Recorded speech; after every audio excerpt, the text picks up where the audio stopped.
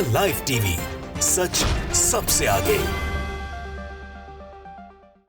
नमस्कार, the live TV आप देख रहे हैं। आपके साथ मैं हूं आदित्य कुमार। इजराइल और हमास का युद्ध अभी थमने का नाम नहीं ले रहा है। लगातार ये युद्ध चल रहा है और इसमें जिस तरीके से हमास की तरफ से कार्रवाई की जा रही है, उससे आईडीएफ के जवान हो हल्ला मचाकर भागते हुए नजर भी आ रहे हैं। दरअसल 7 अक्टूबर को जब हमला किया जाता है हमास की तरफ से, उसके बाद से ही ये मसला शुरू हो गया है और इजराइल इतना डरा हुआ अपने आप को महसूस कर रहा है कि वो सिर्फ और सिर्फ फिलिस्तीनियों पर अटैक कर पा रहा है, वो हमास से पंगा नहीं ले पा रहा है। और हमास इजरायली परिवहन मंत्रालय तक की गाड़ियों को भी निशाना बना रहे हैं। देखिए, हमारे पास जो खबर है वो मिस्र अब्रेस की तरफ से एक्स पर पोस्ट किया गया है और इसमें सीधे तौर पर यह बात लिखी गई है। फिलिस्तीनी रेसिडेंट्स ने मशीन गन, रॉकेट शेल और अल शिफा कॉम्प्लेक्स के आसपास आईडीएफ को निशाना बनाया है। परिवहन मंत्रालय के आईडीएफ सैन्य वाहक नष्ट हुआ है, अंदर मौजूद लोगों की मौत हो गई है, वो घायल हो गए हैं। तो आप ये साफ तौर पर अंदाजा लगा सकते हैं कि माहौल आखिरकार क्या है। फिलिस्तीनी रेसिडेंट्स ने मशीन गन और रॉकेट शेल से अल-सिफा कॉम्प्लेक्स और परिवहन मंत्रालय के आईडीएफ सैन्य वाहक को भी नष्ट कर दिया है। तो आप साफ तौर पर समझ सकते हैं जिस तरीके से हमास लगातार आईडीएफ के जवानों को निशाना बना रहा है, परिवहन मंत्रालय की गाड़ी तक को निशाना बना रहा है। इस बात से आप बखूबी ये समझ सकते हैं कि आने वाले समय में मुसीबतें और खड़ी होने वाली हैं। एक और एक्स पर पोस्ट किया गया है मिस्र अब्रेश की तरफ से कि फिलिस्तीनी रेसिडेंट्स ने गाजा के दक्षिण पूर्व में आईडीएफ सभा पर कई मानक 60 मिलीमीटर मोर्टार दागे हैं। कई मानक residents fired several standard 60 mortar shells at a IDF gathering south east, यानी जहां पर आईडीएफ की एक सभा हो रही थी वहां पर ये मोर्टार दागे गए हैं और वहां पर भी जो आईडीएफ के जवान थे वो सभी काल के गाल में समा गए हैं। तो ये तस्वीरें आप देखकर ये अंदाजा लगा सकते हैं किस तरीके से लगातार निशाना बनाया जा रहा है आईडीएफ को और आईडीएफ की सेना कैसे त्राहिमाम त्राहिमाम कर रही है। इजराइल और हमास के युद्ध को अगर हम समझें तो ये युद्ध अभी और चलने वाला है। इसमें अभी किसी भी तरीके की रोकथाम की गुंजाइश नहीं दिखाई दे रही है।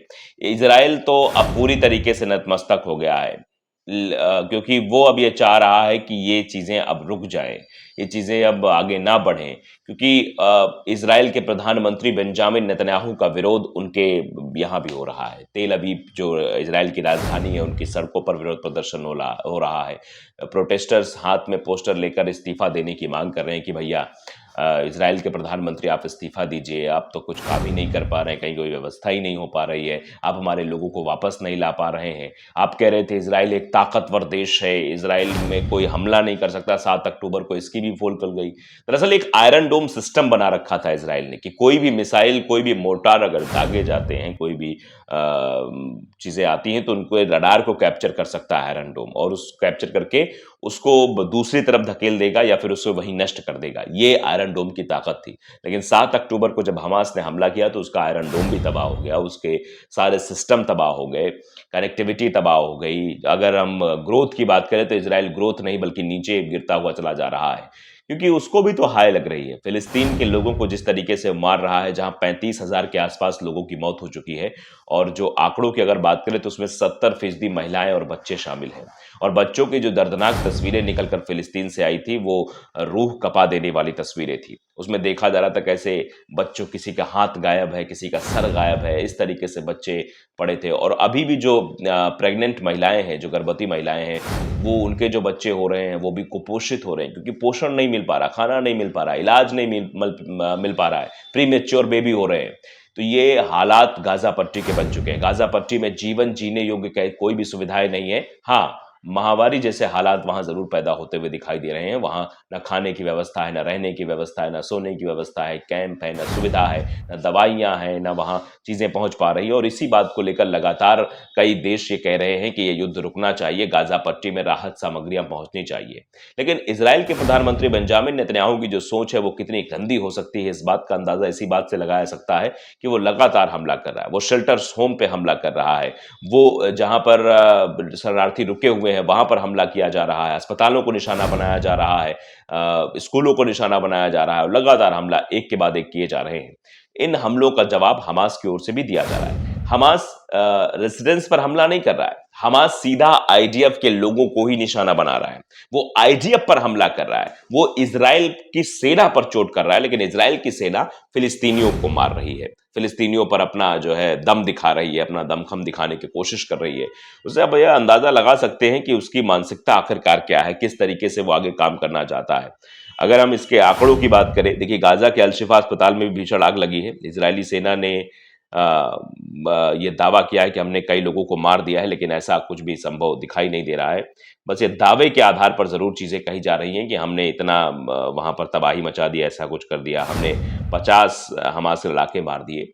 ये जो खबरें हैं वो इस तरीके से आपके पास पहुँचाई जा रही हैं कि इसका कोई मतलब नहीं। लेकिन अगर इस बात को हम समझें कि इज़राइल और हमास के युद्ध में नुकसान क्या हुआ है, तो नुकसान मासूम लोगों का हुआ है, नुकसान बेगुनाहों का हुआ है, नुकसान बेज़ुबानों का भी हुआ है और नुकसान गाज़ा पट्टी के उन तमाम सपनों का भी हुआ है जो अपना सपना सँजोकर आगे बढ़ने की कोशिश कर रहे थे। आप देख सकते हैं ये इंडिया न्यूज़ ने भी अपने इस खबर को तरजीह दी, लिखा है, इज़राइल हमास युद्ध में मौत का खेल, गाज़ा में अब तक इतने लोगों ने गँवाई जान। ये बाकायदे इस आर्टिकल में लिखा गया है कि इज़राइल हमास के बीच चल रहे युद्ध में अभी तक इज़राइल अपना रवैया बदलने को तैयार नहीं दिखाई दे रहा है।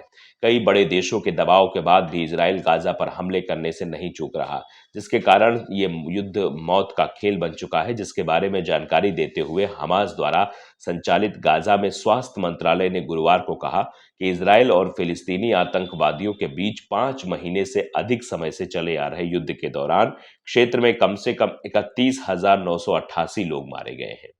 पिछले 24 घंटे में जो मौतें हुई हैं, उनमें जो बयान जारी किया गया है, उन बयान के आधार पर अगर देखें, तो पिछले 24 घंटे में कम से कम 65 मौतें शामिल हैं, जिसमें कहा गया है कि 7 अक्टूबर को हमास द्वारा इज़राइल पर हमला करने के बाद, युद्ध शुरू होने के बाद से गाज़ा में 74,188 लोग घायल हो गए हैं। सुल्विन का बयान भी इसमें सामने आया है। सुल्विन ने कहा कि इज़राइल ने बड़ी संख्या में हमास बटालियनों को तोड़ दिया है, वरिष्ठ कमांडरों सहित हजारों हमास लड़ाकों को मार दिया है। उन्होंने कहा बाकी शीर्ष नेता छुपे हुए हैं, संभवतः हमास सुरंग नेटवर्क के अंदर, और उनके लिए भी न्याय आएगा। इजराइल की सेना ने 11 मार्च को कहा कि 9 से 10 मार्च को मध्य गाजा में एक भूमिगत परिसर पर हवाई हमले में इस्सा को निशाना बनाया गया था। उसे इजराइल पर हमास के 7 अक्टूबर के हमले की योजनाकारों में से एक बताया गया था। युद्ध में इजराइल का जो रूप है, इजराइल के सैन्य प्रवक्ता रियर एडमिरल डैनियल हगारी ने उस समय कहा था कि इस्सा मोहम्मद दीप का डिप्टी था, जो हमास की सशस्त्र शाखा एजेदीन अल कसम ब्रिगेड का प्रमुख है। लेकिन हगारी ने तब कहा था, यह स्पष्ट नहीं है कि क्या इस्सा ऑपरेशन मारा गया था। उन्होंने कहा कि हम अभी भी हमले के परिणामों की जांच कर रहे हैं और अंतिम पुष्टि अभी तक प्राप्त नहीं हुई है।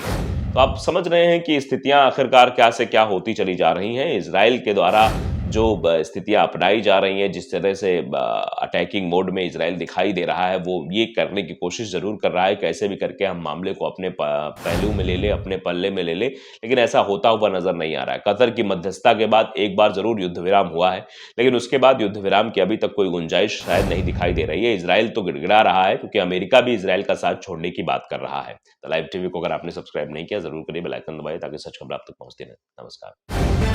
द लाइव टीवी, सच सबसे आगे।